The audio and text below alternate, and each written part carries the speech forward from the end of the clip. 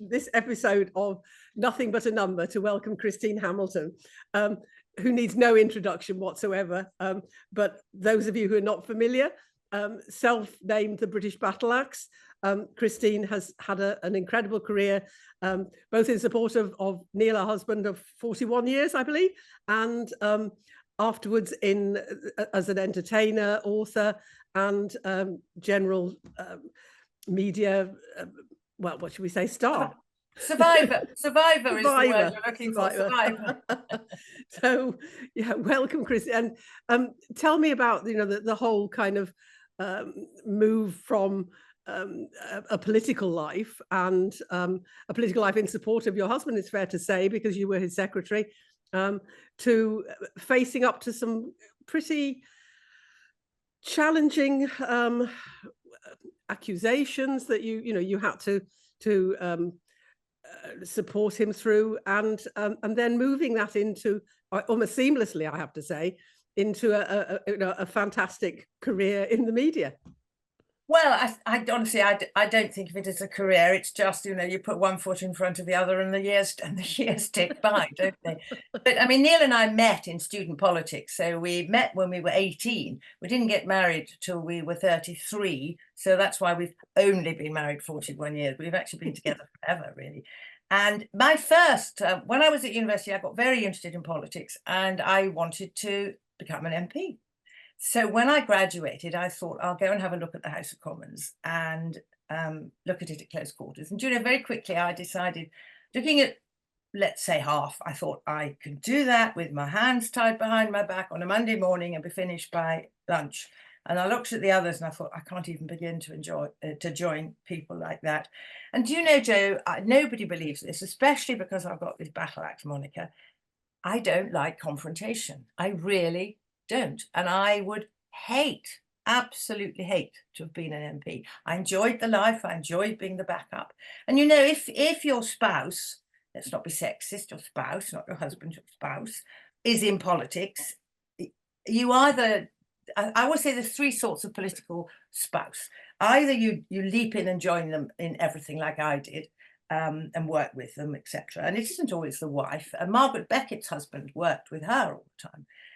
Or you just go off and do your other thing, whatever it is, whether it's you're a barrister or you dig the garden, whatever, and you're happy with that. And when you meet, you meet. And then there's a third sort who sort of married a normal person. And then somehow it all went horribly wrong and they just couldn't cope with the demands of the life. And although it's better now, I mean, they've changed the hours and everything, so it's much easier. But no, I was... people used to say, why don't you go and do something in your own right? Why don't you stand? We just got married because we like being together. And that's basically the bottom line. And I would have been a hopeless MP.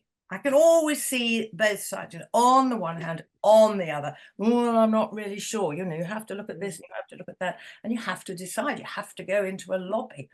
And I just don't think I'd have been very good at it. I don't believe that at all. I'm not sure you would have been. You'd have been a different sort of MP, and that's the key thing, isn't it? I mean, my story was very much that I got into politics because of my fourth husband, has to be said. So I haven't got the great track record on marriage that you have. But people said to me, "You'd be quite good at this. Why don't you do it?" And at the time, there were very few women. Certainly in the Conservative Party. Yes. It took me 17 years to become an MP, and I have to say. I probably identify with what you said about not liking confrontation and much rather working in a sort of consensual way with other parties on important issues, which is not necessarily the way party politics works. So I understand, that thought. But I mean, nonetheless, you were massively influential in that world, and I think it goes, to your credit that you were. Battleaxe, but I would say it's sort of standing up for your man, that it is very admirable. I mean, the Lady Macbeth description. It seems unfair that strong women, who strong, loyal women, are in some way categorized as in a negative way by the press. Well, now you've used the Lady Macbeth, I better set the scene for people because they may not instantly know what you're talking about. But it was during the 1997 general election. And I had a confrontation with Martin Bell, who was Neil's opponent. And I just gave him a piece of my mind, basically. I had no idea it was going to, it actually went around the world. There were television crews from everywhere, from Australia, Japan. It was amazing. And I just said my mind. And I got all the epithets, whatever it is, under the sun. I got monstrous liability, bossy termagant, the wife from hell. And it was the Observer. They sent their war correspondent to cover the election, believe it or not, in the Tatton constituency, one Mr. John Sweeney, who's still very much around. And he was the one who said that to describe Christine Hamilton as Lady Macbeth is to insult Lady Macbeth. And I've always thought that was rather funny. Sweeney and I get on perfectly well now. He was a damn nuisance during the campaign. We couldn't go anywhere without this posse of people following us. But, you know, all I did was stand up for my husband and for what I believed in. And if men do that, men stand up for what they believe in, they get what Margaret Thatcher got. You know, she's bossy, shrill, strident, you know, etc., etc. Men get all the right adjectives. They're strong and determined and all this sort of business. And we don't, if you just stand your ground. And it's not fair. And that's why after the election, when, I mean, it was an awful moment. There's no point denying it. It was horrendous. You wake up one morning, we knew it was coming. And just like now, loads of Tory MPs know that by July the 5th, they're going to be out of a job. We could have seen it coming for ages. The Tory party was in a spiral decline then as well. We'd been dinkies, double income, no kids, because I was working for Neil. And then suddenly we were ninkies, no income, no kids, which is my mother said, darling, it's better than being a nisky, which is no income and 6 kids. So we had to do something. And it was Neil who said, you've got this reputation for being a battle axe and all that. Use it, turn a liability into an asset. So that's why I wrote the book, Christine Hamilton's book of British battle axes. And it was fun. It's a Lou book, you know, it's just a little Lou book. It started out as a hardback, but then it went into paperback a few times. And it's now just a Lou book. But it was fun. And then reality TV. You know, well, you led into that, I think. That all started, the TV business all started because, what's the program called? Have I Got News for You?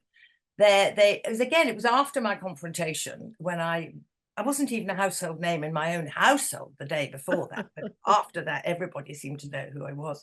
And Have I Got News for You said, would I go on the following Thursday? And that would have been the Thursday before polling day, because they record on a Thursday. And I said, no, don't be ridiculous. You know, I'm fighting an election campaign. Of course I can't. So I just said no. And then once the election was over, we didn't think they'd be interested because Neil had lost. But I mean, no way. Not only were they interested, they wanted us both on. So we did. And that was how we started. We started our career and we started to be able to earn an income from being ourselves, basically. And it's much easier than working. It really is, because you don't have to pretend, you don't have to do anything, you just be yourself. And then one thing led to another, and Kilroy asked us to go on, and this and that. And then the big breakthrough was The Jungle, when I did the very first I'm a Celebrity, Get Me Out of Here. Do you know, I mean, that was 2002. It was so long ago. People still mention it to me in the middle of nowhere, in the middle of the supermarket. And I always say to them, do you know how long ago that was? And they say, oh, 10 years. And I said, no, try again. But it was fun. And do you know, I did say no. They asked me to do it at the beginning of 2002. And you know, apologies to anyone who doesn't watch the program, but everybody must know by now roughly what it is. They needed their middle-aged mother hen. They hadn't got that slot. And it's all about people not getting on. And I just said no. I asked what it was about, because of course we didn't know, because we hadn't had a program. And I thought, no, life's a bit like that, you know, snakes and rats and, you know, hardtack, rice and beans, all that sort of thing. We were having a pretty awful time. So I just said no, and I had no idea what I was turning down. Anyway, they got back onto me in the July, and by then life had cheered up a bit. So I made one stipulation. I said, if I'm going to go off to the jungle for 3 weeks in Australia, we'll have to fly Neil out, because otherwise I'll have to put him into care. and I don't want to have to do that. So he was the only one that year who flew out first class, Qantas, lovely. Now I think they fly everybody out because they know the program is huge. They've got millions to spend. Yeah. Do you know, Jo, it was the best thing I ever did, almost, because I'd gone into the jungle, people thinking I was this horrendous woman, you know, public enemy number one. And suddenly they saw me not through the prism of the media, but as I really am, which, you know, although I say it, I'm basically quite nice. I'm fun. I like a laugh. I'm kind to people, kind to animals. I like to get on with people. And they thought, do you know, we quite like her. So I came third, which isn't too bad. And my stock just went like that in public opinion. It was quite amazing. And I sometimes shudder when I think that actually I turned it down and would have missed that opportunity. Yeah, because it's amazing that it is a kind of warts and all in that you can't, there's nowhere to hide, is there, in the jungle? And I mean, it's really interesting to know, you know, what were the most challenging moments in there for you? Because I can't imagine, I mean, some of the trials that you have to go through, you know, coming from Tatton to Australia, it must have been quite a shock. Leafy Cheshire to the leafy rainforest, I know. Well, I've always been an outdoorsy sort of girl, you know, sailing, camping, all that sort of thing. So none of that worried me. And I really enjoyed living out in the jungle. Do you know the worst thing? I mean, yes, the trials were pretty awful, but now everybody gets a go at the ghastly eating trial. Then there was just one eating trial, and we had two vegetarians with us. We had Tony Blackburn, who went on to win, and we had Uri Geller. And we kind of worked out around the campfire that it would be one of them who would get it. It was called, you know, Jungle Feast or something, so it was obvious it was going to be eating something horrible. Anyway, Uri got it, fortunately, because he set the standard. He just simply ate the whole lot, every single plate, for all these witchetty, you know, how he did it, I'll never know. But the most difficult thing, I promise you, was getting on with other people under those circumstances. And I get on with people, basically. I'm a people person. But my goodness, I mean, living with Tara Palmer Tompkinson was hard. But they design it so it's like that. You know, you don't have enough to do, and they've got a bit of this and a bit of that, and they know they've got in people who are going to clash for whatever reason. And you have acres of spare time on your hands where there is nothing going on. And that's when you start to annoy each other. So that was difficult, but I loved it. Yeah, I guess you have no control over when the cameras are filming. So you know, you're not, presumably you're not aware whether you're, you know, on camera or not at any moment in time. Well, I think people now know that they're on every moment in time, but we didn't really. I mean, there was, for example, like we had these bunk beds, hammock type beds, and I mean, there was a camera at one end and a camera at the other. So, and they could catch a sort of quarter of a fingernail. I mean, you know, they caught everything. We had no idea. We just thought there'd be a few. You could see the odd one at the corners, as it were, disguised, you know. But they were absolutely everywhere. But people know that now. Yeah. So did you watch? You forget. Sorry to interrupt. You forget within about 5 minutes. You forget, and you just get on with it. Yeah. No, I was wondering if you'd recorded it and you watch yourself back when you got back to the UK. No. I certainly didn't record it. It was very old-fashioned in those days. Neil was out in Australia anyway, and no, we didn't record. But I've got the tapes. I've got this huge rack of, you know, in those days, no DVDs, and I've never watched it. I've seen what you might call my highlights because they used to keep popping up, but no, I've never watched it back. No. So what is the best experience that you had? I mean, that sounds as though that was amazing. But you've done so many different television shows. I mean, I've seen also on your ex Twitter, you do baking, and Celebrity MasterChef must have been interesting as well. I did MasterChef, but I mean, let's be honest, I did Celebrity MasterChef. I hate the word celebrity, by the way. I loathe it, but that's what they call it. So I wasn't up against a professional. But anyway, I got to the final, which was nice. I never win anything. I didn't win Jungle. I didn't win that. I enjoyed it. I did not and do not put myself out as a major sort of cook. And when they asked me to do it, I can remember I put the phone down and I said, I'll have a think. So I said to Neil, I've been asked to do this. I said, I'm not sure. You know, I'm up for most things. But I said, do I want to look a complete prat on telly? And so he said, darling, you've made a career out of it, so why stop now? So I said, fine. And I had no idea I would get to the final. You just kind of sign up to the first round and then slowly you get through it. Do you know, that was almost, that was more scary than the jungle, getting towards the end. It really was. I mean, gosh, it's tough. It really is. It's tough.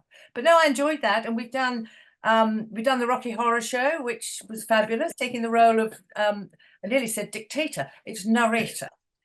Honestly, do you know, standing there in the wings, all dressed up in the fishnet tights and the basque and goodness knows what, with all the makeup on, and listening to the music starting up is so exciting. I mean, you know, sex, drugs and rock and roll, what more do you want? That was the 30th anniversary tour. We did 8 weeks. We did sort of big set. We did Birmingham, the Hippodrome at Birmingham, Milton Keynes, Southampton, Oxford. Oh, it was fun. It was lovely. And we've done pantomime too. I'm always the fairy. No, and the Edinburgh Festival. We took a show to the Edinburgh Festival for 4 years. That was huge fun. Huge fun. I mean, it's truly amazing because it's such a contrast to what came before. And you know, part of what I am looking to explore in the podcast is age and aging, and the fact that, you know, there's a lot of ageism in this country, and the idea that once you reach a certain age, you know, you should be putting your feet up and you know, getting the knitting needles out rather than having a productive life. I mean, you seem to have kind of reinvented you just get going when you're getting older, and you can do anything you want.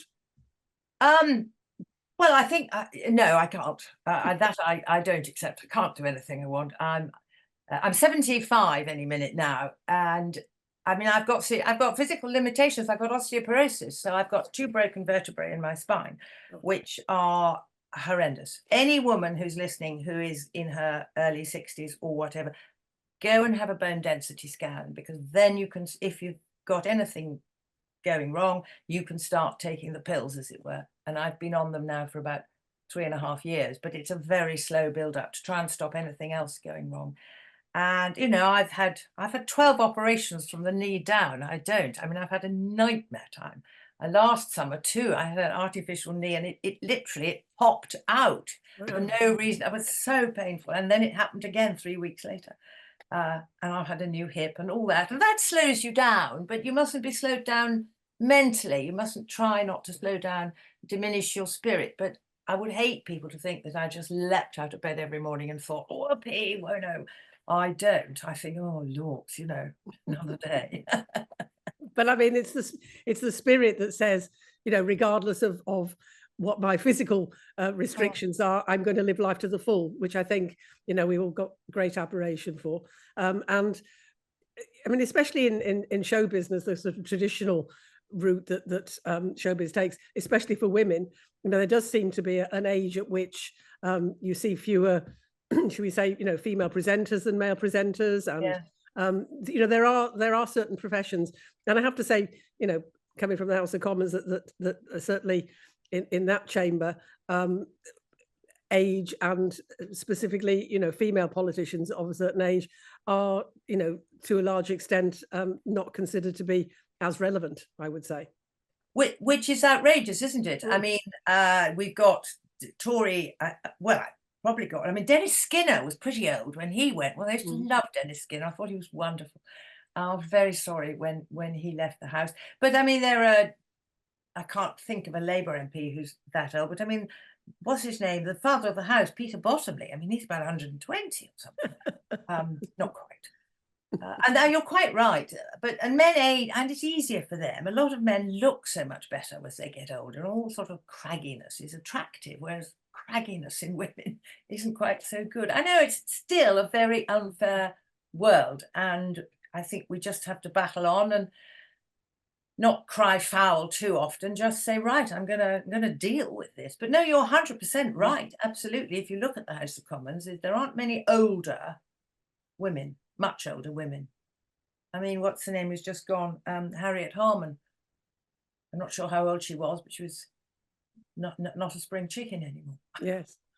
but it's that thing of you know, age and mental competence, and you know, keeping up with the times and everything. You know, it's not related to age; it's related to a mindset, if you like. And you know, I think that we equate getting older with getting more decrepit, and with sort of gradual mental and physical decline, you know, inevitably leading to death. And you know, it seems to me a shame that we're missing out on a lot of talent by having that perception. You know, that, I mean, you'll know this, that ageism is one of those protected characteristics, but we're much hotter on the other things that people discriminate on. And you know, there needs to be more done on age discrimination, but it's very hard to prove, isn't it? Very hard to prove. And two things come to mind. One is we've had a building society. I won't a mortgage with a building society. I won't name them. But when we were 65, they said, "Can't do it anymore. You're too old." We said, "Hang on a minute." And Neil managed to fight them on that. And he said, and then when he got to 75, because he is just 75, they've said, "Absolutely not." Now, why not? Just because we're a year older than we were last year. We've had a mortgage with them for ever. We have never defaulted. The size of our mortgage is minuscule compared to the you know, there is no problem, but they are allowed apparently to say, because you're old, we're not going to do it anymore. And the other thing that has come up in recent months is the Labour Party saying that they're going to kick out people in the Lords when they get to, is it over 80? 80, I think, yes. It is 80. Now, that, whatever you think of the House of Lords, and I have a lot of views about the House of Lords, I do not think it's right to get rid of people just on the basis that they're 80. There are plenty of people. I know there are some silly old buffers who really should go, but not just to do it on grounds of age, because I think you lose so much massive and useful experience, which needs to be there in whatever your second chamber is. No, absolutely. Yeah, you're right, Jo. You're right. You know, sexism, thisism, thatism, the otherism, they're all treated kind of more importantly than ageism. Yes. Let's do something. Yeah, and yeah, we're all getting older, aren't we? You know, and if people are lucky, they'll get to our age. If they're not, they won't. Well, exactly. It should be something to be looked forward to, because the opposite is you're not here anymore. You know. Exactly. I know you've been interested with. You've had a show interviewing people who've been through stormy waters, as it were. Tell me a little bit about, you know, some of the people that you've talked to that have had, you know, tough lives and have come out the other side. Because I think resilience, you know, if one word that really springs to mind when I talk to you, Christine, is about your incredible resilience and sort of pushing back and you know, doing everything with good humor, and you know, it's that laugh and the world laughs with you, cry and you cry alone philosophy. So really interested to hear what, you know, other people that you've talked to who've been through these difficult times.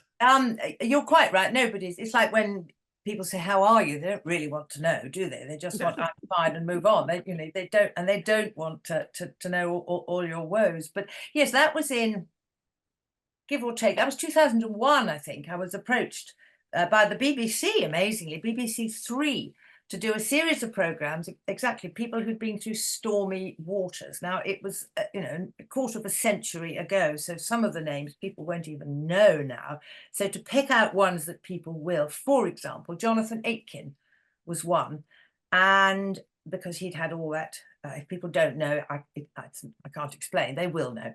If they don't, there we are, they ought to discover, because actually Jonathan is a marvelous example of somebody who's had an incredibly difficult time, through his own fault, he would freely admit, but he has emerged on the other side a greatly enhanced human being, and he's made a tremendous amount of what was left of his life. He's still going strong. So Jonathan was one. I found that very difficult because, of course, he'd been a colleague of Neil's in the House of Commons, and he was a friend.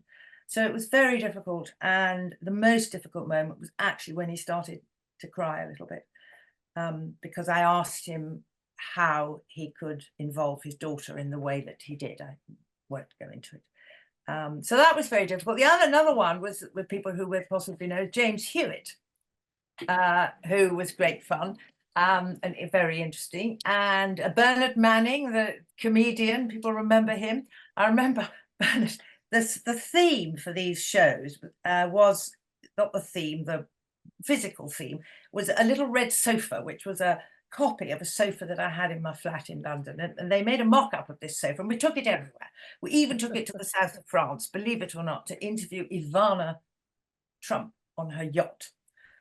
We took it to Longleat to interview Lord Bath amongst all the lions and things like that. Anyway, Bernard, those who don't know, Bernard Manning was a comedian who was vast. I mean, just huge. And as he sort of, you know, sat down on the sofa, I thought, my goodness, it's going to give way. And I said, Bernard, heavens, I said, I just blurted it out. I said, Bernard, when did you last see your willy? Because he's got this enormous stomach. And he said, quick as a flash, he said, this morning in the shower, and on a good day, I don't have to bend down. So he was fun. And I actually interviewed Tara Palmer Tompkinson. It was before I went into the jungle, because she would never have agreed to talk to me afterwards, because we didn't get on very well. But that, you know, I enjoyed that. There were 18 in all. There were 1 or 2 MPs, actually, ex-MPs. Harvey Procter was one, who a lot of people will, I hope, still know, because he had a terrible time. He was falsely accused, and it started long before that. He was set up by the People newspaper when the age of consent was 18, and they sent somebody in who looked about 21, 22. Anyway, you can guess the rest. He was openly gay. But the reason why he was, when, you know, it was not easy to be openly gay in the 70s and the 80s if you were an MP. And then more recently, there was this thing called Operation Midland, where this guy called Carl Beach, pseudonym, sorry, Carl Beach was his real name, pseudonym was Nick, accused a load of people, from, you know, Air Vice Marshal, I can't remember now, this, that, and the other, Leon Britton. I mean, it was appalling. Ted Heath, and accused them of not just homosexual activities and illegal activity, but I mean murder. So Harvey's life was absolutely dragged through the mud. I had, in 2001, I had no idea with Harvey that this was coming, and it's been horrendous for him. And he is now a very strong supporter of something called FAIR, F-A-I-R, which stands for Falsely Accused Individuals for Reform. And we're members of FAIR. We're not vice presidents, but something like that. I can't remember the name. And this was set up by Greville Janner's son, Daniel, for people who'd had false allegations made about them, generally speaking, sex allegations. Cliff Richard is a vice president, Paul Gambaccini, and Harvey has joined as well. And Andrew Rosendale, the MP, the current MP, who had these terrible accusations against him. And it's just too easy. And the one thing we're really trying to get is anonymity for those accused, at least until they are charged. And the reason why we're involved is because in 2001, we were very publicly arrested by the Metropolitan Police and accused of rape. I mean, we'd never met the girl, nothing, there was nothing. And the whole thing was an unbelievable nightmare. We were taken off to Barkingside Police Station, and I mean, it was horrendous. In the end, the police climbed down, but not after we'd had several weeks. We were the front page lead story on every news bulletin and the television. I mean, it was awful. And there was no truth in it whatsoever. Our names should never, ever have been in the public domain. She made the allegation that there was nothing in it. And it's a long story why the police didn't instantly realize there wasn't, but there we are. I've written my autobiography, it's in there. But it is quite grotesquely wrong. And it isn't just people who are in the public eye. It isn't just the Cliff Richards and the Paul Gambaccinis and Harvey. It's a bank manager in a small provincial town. If he gets accused and his name is all over the front of the paper, there may be nothing in it. It could just be a vicious lie, which a lot of these things are, false allegations. I'm not in any way, obviously, trying to diss genuine rape. That is horrendous, second only to murder. But the pendulum, I think, has swung too far, and it's just too easy to make an allegation and you are protected with anonymity for life. And yet you can completely destroy the reputation of a totally innocent person. So that's my little bit of, what's the word, campaigning for FAIR, falsely accused individuals for reform. And that's what we want to try and get through. Yeah, no, you're absolutely right. I mean, certainly politicians are very, very susceptible simply because people think they're easy targets to being accused of, pretty much anything and everything. Yeah. But as you say, whether you're a politician or a teacher, where, a pupil makes a false claim, or a bank manager, it does destroy lives, and it destroys people's careers. And at the point at which they are accused, the principle of innocent until proven guilty doesn't seem to be applied equally to the person who's accused as well as the accuser. No, It does seem wrong. Uniquely, it's a crime or an allegation where one side has anonymity and the other doesn't. I mean, I agree with anonymity for genuine victims, of course I do. And what I will never forgive a girl who accused us, and I can name her because she sold her anonymity to the News of the World for £50,000, aided and abetted by guess who? Max Clifford. She is called Nadine Milroy Sloan, and she waived her anonymity, which is why I can name her. Otherwise, I wouldn't ever be allowed to say in public what her name was, and she tried to destroy us. And as you say, MPs are very much a real target, but every time somebody cries wolf, like Nadine did, it makes it that much more difficult for a genuine rape victim to be heard and believed, because it's more likely that people will say, oh, that's, So the worst thing she did was make it harder for genuine victims. So it's, it's a question of balance, but I think it's, as I said, I think the pendulum's gone too far. Mm-hmm. But yeah, MPs are very easy target. They're there late night, wife or husband miles away, hundreds of miles away, late night, or just helping with research and all that. And next minute, you're accused of goodness knows what. And because this happened to, and I mean, I can talk about him because he's also a member of FAIR and he's trying to set this right, is Andrew Rosendale. He was taken out of Parliament for nearly 2 years because of a totally grotesque false allegation against him. Now, what does that say for parliamentary democracy? He wasn't allowed into the chamber. He wasn't even allowed, and I do blame the Speaker, Lindsay Hoyle, for this, the Speaker and the then Chief Whip. Andrew's best mate, one of his best mates, was David Amis, who was murdered. And Andrew was godfather to one of David's daughters, and she was getting married in the Crypt Chapel on a Saturday, and he was not allowed to go. Now, just because one person wanted to get at Andrew for a slight, it's got to stop. Sorry, that's a bit serious. I can't remember what you asked that set me off on that. Sorry. No, you're absolutely right that the balance has shifted too much, and as you say, none of us would want any legitimate victim to not be heard, but that's different from protecting people from false allegations, which it only happens too often. So let's move to a lighter thing. Yes, do let's. I've heard you described as a media butterfly, because you're incredibly versatile, aren't you? What bit of your sort of entertainment activity have you found the most pleasurable, or do you like it all? Well, I'm a bit like Marmite.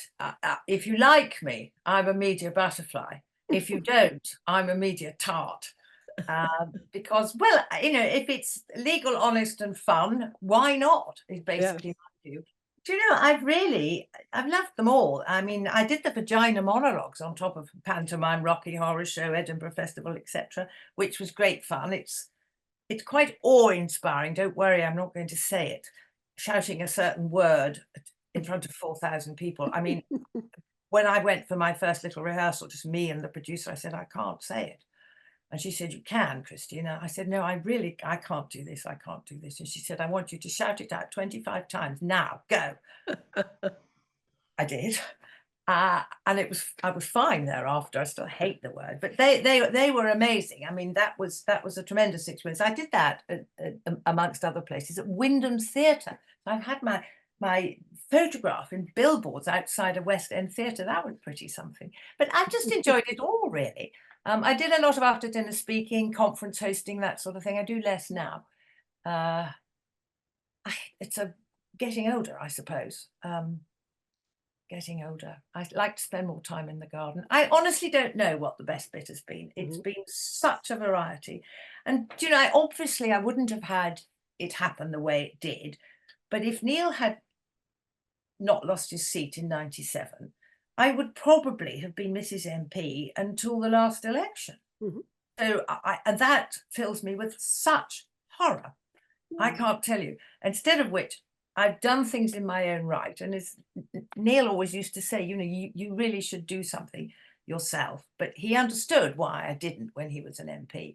So he was very much in favour of me going off and doing whatever afterwards. And it has enabled me to do things in my own right. So for that, I'm actually, frankly, looking back, eternally grateful, although it certainly didn't seem that at the time when we woke up on that May morning in 1997. Perhaps now what the heck are we going to do? But you know, life, you just have to bash your way through. And I mean, there were times when the light at the end of the tunnel was just an oncoming train. You know, we've been through all that, but you just have to bash down other doors and be prepared to take on things that you might never have thought about. But we've been incredibly lucky. When I look back over the last 25 years, you know, we've made a very good career, is the word you used, let's call it a career, out of having fun. And we've been very lucky. It's never been a grind, never had a sort of 9 to 5 grind. So I don't know. You just don't know what's around the next corner, and you just have to embrace it. I mean, the trouble is I sound so sort of horribly jolly hockey sticks positive, and I really have not been like that all the time. I would hate that it has all been easy. It hasn't. Well, I remember that. I mean, there was a point where you went into bankruptcy, I think, as a result of the court battles, and to go from that to, you know, from what sounds like a very happy place of, you know, having a very fulfilled. I mean, I call it a career, but you know, it is that. I mean, effectively. No, I'll call it. I don't know what the definition of a career is, to be honest. But I'll settle for career. Yeah. And for you, as you said, you know, you move from being a supportive wife to having a strong identity in your own right, which I think, you know, it also shines through, and that's amazing. So, I mean, you know, a good message to people in terms of age and progression and how, you know, you can change at whatever point in your life, you know, if you just have confidence, self-belief, and maybe nothing to lose in your case. Would you say that was the motivation? I think you've hit the nail on the head, that we had absolutely nothing to lose. Yes, very shortly after 97, when Neil lost the court case against Fired, we were indeed bankrupt. We lost our house. That's why at the age of 75, we still have a mortgage. Most people at our age have cleared their mortgage, but we had to start again in about 2005. So that's why we're still lumbered. And then we have this ageism problem with the Building Society. But yes, it's what choice do you have? You're either going to sink or swim. And if somebody chucks you something that looks as though it might be a lifeboat, grab it, lifebelt, grab it. It might be a lump of concrete, in which case drop it quickly. But I mean, there have been times when, I mean, I do know what it's like not to be able to get out of bed in the morning. I just do. And people would be very surprised to hear me say that, but I do. And there have been times when life was so out of control, and I felt I was rushing towards a huge waterfall and desperately trying to hang on and stop going over. And you sort of, somehow you get to the bank and you manage to sort of grab a few reeds, and you have to just claw yourself out. Otherwise you're finished. You have no option. But, and you know, on the other hand, this is the jolly hockey sticks side. In the times that we've had all our problems, the only reason people know about them is because they've been very public. I mean, we had a huge battle with the BBC in Neil's very first parliament. He'd been elected a year, January 1984, when the BBC Panorama programme libelled him appallingly. So his whole of his first parliament, we felt, spent fighting the BBC. And he won, and it cost the BBC then £500,000. We're talking about 1984, no, 1986 by the time. £500,000, but our costs were £250,000. We didn't have it. We were on a wing and a prayer and on the hope that our solicitors were amazing. We just thought, we've got to do this. So it was our cost plus their cost, give you the £500,000. The Director General was sacked and the BBC was thoroughly vanquished. But I mean, that was the most terrible. A brand new MP, you know, he just made it. Neil fought his first election in 1974 when he fought the then safest Labour seat in the country, which was Abertillery in the mining valleys of South Wales, where he comes from. And he always says that they got their just desserts because the seat was abolished and divided between Neil Kinnock and Michael Foot. So he'd been at it a long time, and then within a year he got hit with this awful whammy. So that, you know, that was our first sort of great big test. But you just have to, I've forgotten the question, you just have to keep going. You have to have self-belief. Nobody else is going to do it for you. Your friends and family, without which we could not have done it. But they can't do it without you. They can't, you know, you're the one who's got to get out of bed. You're the one who's got to put one foot in front of the other. And in the time that we've been doing all that, other people, and people watching, if they're kind enough to do so, will have had cancer. They will have had divorce. They will have lost children. They will have had the most appalling, far, far worse than anything I have ever experienced. I've been so lucky. It's just, as I say, just very public. Yeah. I like to ask all my guests a couple of questions to finish off. The first is, knowing all that you know now with a lifetime of experience, what advice would you give your much younger self if you could? Well, I've never believed in regrets, because what's the point? You either did it or you didn't, and you must just put it behind you. I mean, it's the boys I didn't kiss that I regret I missed out on. You know, that's really my philosophy. What advice would I give? I mean, go for it. Just go for it and be yourself. It's much easier than trying to be anybody else. Don't dissemble. Just be yourself. Be out there and be kind. You know, and be kind and be there for your friends. Because if you're there for your friends when they're in trouble, they will be there for you. And it's a great mistake. People say, oh, I haven't got time. You can make time. You can make time. I know it sounds impossible, but it's not. You can make time. And I think you should make time for your friends. Go to a funeral. I mean, if you miss a wedding, it's not the end of the world, because there'll probably be another one along very soon.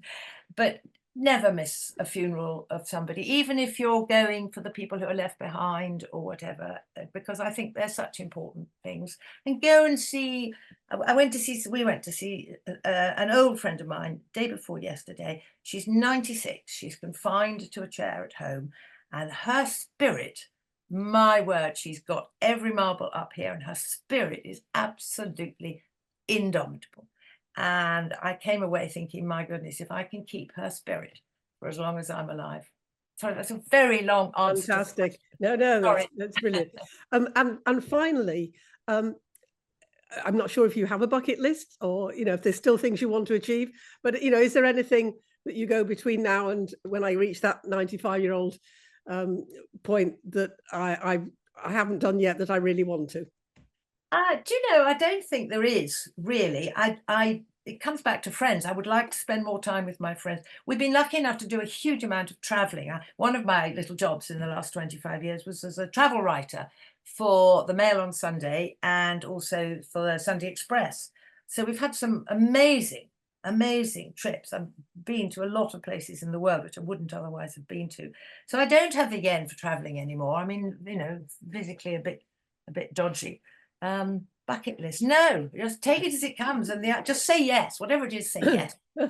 So is there any country that you'd like to be sent to as a travel writer that you haven't yet been sent to? Well, I don't know the Far East very well. I don't really know. I've never been to Japan, for a start. I've never been to Thailand, so that's a great big chunk, you know. Australia, New Zealand, or, you know, South Africa, all that. But and South America, I'd like to do a bit more in South America. I did go and climb Machu Picchu, when I was about 60, and I was like, do you know, I'm so glad I did it, because I couldn't do it. I simply couldn't. That's why the knees are suffering. Probably. We did it the hard way. We trekked for 5 days without seeing a single non-native. It wasn't just one of the little soft things and up on the train. It was a pretty hard trek. And I simply couldn't do it now. So if it's something physical, do it. Again, I've forgotten the question. No bucket list. No, I haven't got a bucket list. If I can, and I will say yes to anything. Brilliant. And hence I'm here talking to you. I was going to say that's a great note to end on. Christine, it's been great talking to you. Thank you. Oh, I'd like to give you a hug, Jo, but I can't. That's the trouble with Zoom. Good luck with the rest. Good luck with the rest of your life. Thank you. Thank you.